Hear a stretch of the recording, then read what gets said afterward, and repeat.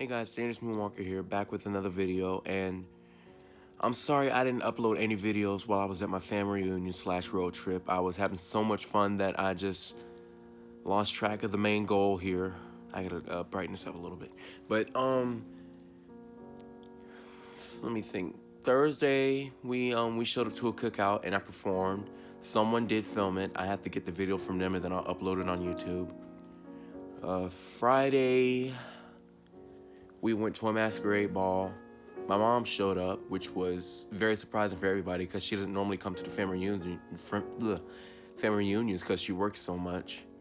And in the midst of all this, I got a little bit sick to my stomach.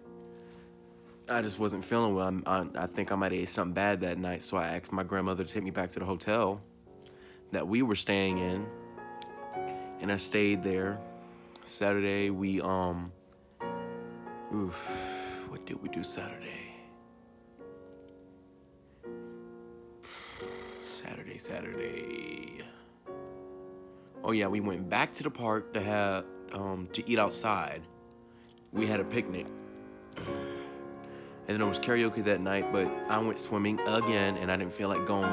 I didn't feel like after I got dressed in my lounging clothes to go back over to the hotel that everybody else was staying at, because the hotel that everybody else was staying at was all booked up, so we had to go to another hotel. But Sunday we all went to church. We had brunch. I went swimming one last time. Got up this morning, ate breakfast. We got on the road. We got stuck in traffic for about 2 hours, and about after an hour of the traffic now moving because a truck had caught on fire, my mom, she called me, and she was distraught, and she told me that one of my friends, who I have known since we were in diapers, was shot and killed. Her mom had came home and saw her. I'm not gonna give y'all any grotesque details, but she later told me, after I told her I was back in the area and I was on my way back home, she told me that that her boyfriend was there and she was 8 months pregnant. So I was literally on the verge of having a mental breakdown, because it's, who would want to hurt her though? It doesn't make any sense. My friend, her name was Misi. She was the most loving and kind person that you could ever come across. And even though me and her have totally different backgrounds when it pertains to the settings that we grew up in, it does not change the fact that me and her were still good people. I may have grew up in the middle elite class suburbs, and she grew up in the what's the word I'm looking for? She grew up in the not the rural suburbs, but the mildly cultured suburbs, like.